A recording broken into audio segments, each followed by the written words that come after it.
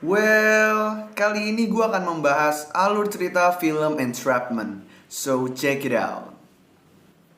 Virginia, atau biasa dipanggil Jean, bekerja di perusahaan asuransi yang bernama Waverly Insurance.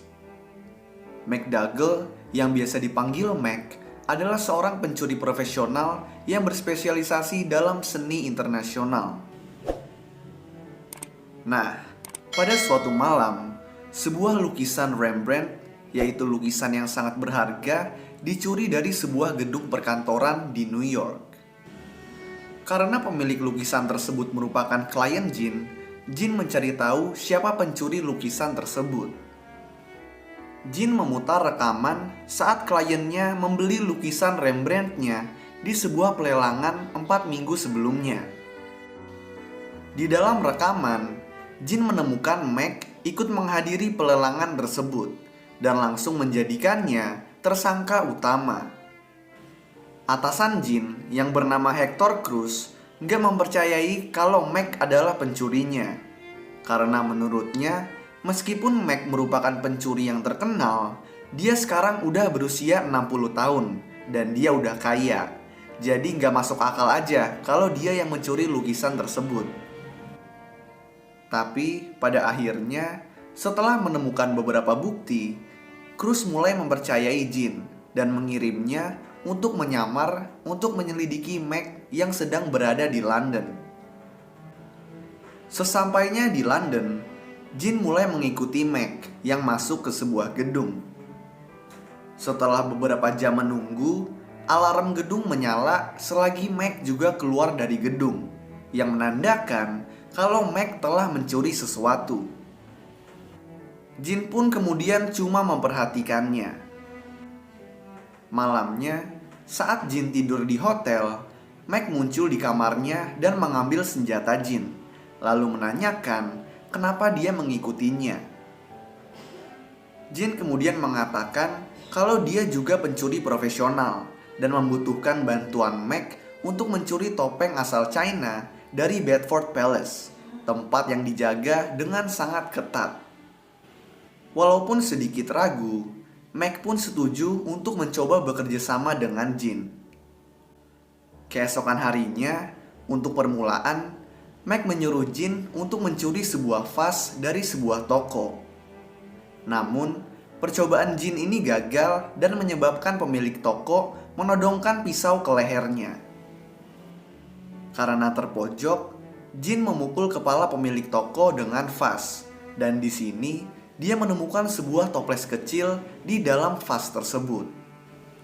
Jean mengambil toples tersebut dan kabur bersama Mac. Di mobil, Mac mengaku kalau benda yang penting memanglah toples kecil di dalam vas, bukan vasnya. Dia kemudian menjelaskan kalau toples kecil tersebut berisi letak sistem keamanan di Bedford Palace. Mereka berdua kemudian pergi ke tempat persembunyian Mac, yaitu sebuah kastil di pulau terpencil, dan merencanakan pencurian mereka di sana. Aaron Thibodeaux, temannya Mac, datang membawakan peralatan yang dibutuhkan untuk pencurian tersebut. Selama beberapa hari berikutnya, Mac melatih Jean dan mempersiapkannya untuk pencurian. Nah, suatu hari, saat Mac berada di kastil, Jean meminta izin untuk pergi sebentar. Setelah diizinkan, dia menelpon bosnya dari telepon umum dan memberitahunya tentang keberadaan Mac. Nah, yang Jean tidak ketahui, alat komunikasi di sekitar pulau tersebut disadap oleh Mac. Karena itu, Mac juga menguping percakapan Jean dengan bosnya. Mac yang sepertinya mulai jatuh cinta sama Jean menjadi bingung harus mengapakan Jean. Malamnya, mereka berdua pergi ke Bedford Palace untuk melakukan pencurian. Di sini, Jean harus melewati puluhan alarm laser untuk mencuri topengnya. Nah, dengan latihan yang keras di hari-hari sebelumnya dan juga dengan tuntunan Mac, Jean berhasil melewati puluhan laser tersebut dan juga mencuri topengnya. Setelah kembali, Jin dituduh berencana mengkhianati Mac dengan menjual topeng tersebut kepada pembeli di Kuala Lumpur.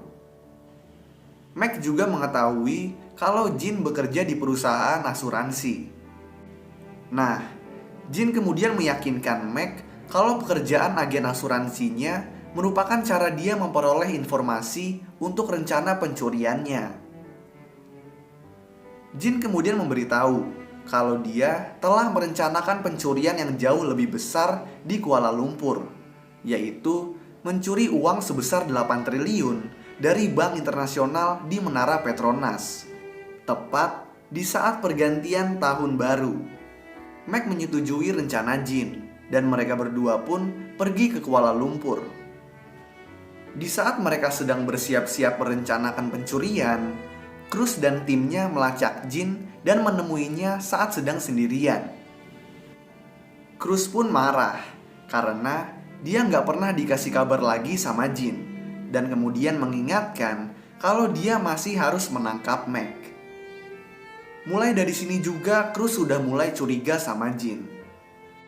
Malamnya, saat Mac dan Jin memulai aksi pencurian mereka di dalam gedung Menara Petronas, Cruz dan petugas keamanannya yang udah tahu rencana Jin masuk ke dalam ruang keamanan gedung tersebut untuk mengawasi pergerakan mereka berdua. Tapi Mac dan Jin juga udah mengetahui kalau mereka diawasi oleh Cruz, dan dengan pintar mengelabuinya dengan memfreeze-kan kamera CCTV hingga mereka sampai ke ruang lemari besi komputer milik bank tanpa diketahui oleh Cruz. Nah, karena sistem keamanan komputer bank dinonaktifkan selama 10 detik di saat pergantian tahun dari tahun 99 ke 2000, Jin berhasil meretas dan mentransfer uang 8 triliun dari bank ke rekeningnya dalam waktu 10 detik. Tapi, saat dia mencabut kabel yang dihubungkan ke komputer, alarm darurat menyala, dan Cruz yang sekarang tahu keberadaan Mac dan Jin menyuruh anak buahnya untuk menangkap mereka hidup-hidup. Kemudian terjadilah kejar-kejaran yang menegangkan, sampai akhirnya karena terpojok, Mac dan Jin terpaksa menyeberangi kabel lampu yang digantung di bagian bawah jembatan yang menghubungkan kedua menara.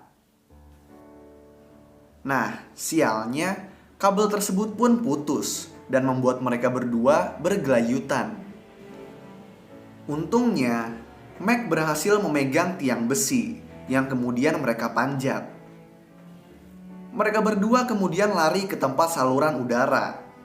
Di sini, Mac menjelaskan rencana B yang udah dia buat, yaitu kabur melalui saluran udara dengan menggunakan parasut mini.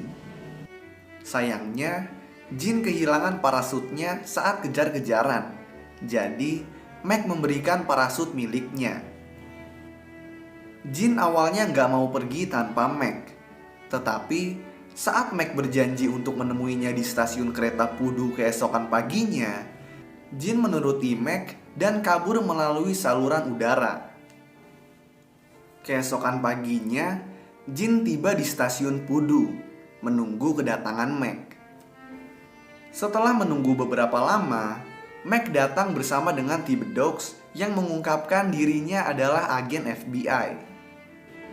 Thibodeaux memberitahu kalau Cruz yang juga merupakan agen FBI ikut hadir di stasiun. Mac lalu mengatakan kepada Jin kalau dia harus menangkapnya. Karena Jin bingung, Mac pun menjelaskan 2 tahun sebelumnya, ketika Thibodeaux menangkapnya, Mac membuat kesepakatan untuk membantu FBI menangkap Jin. Kenapa?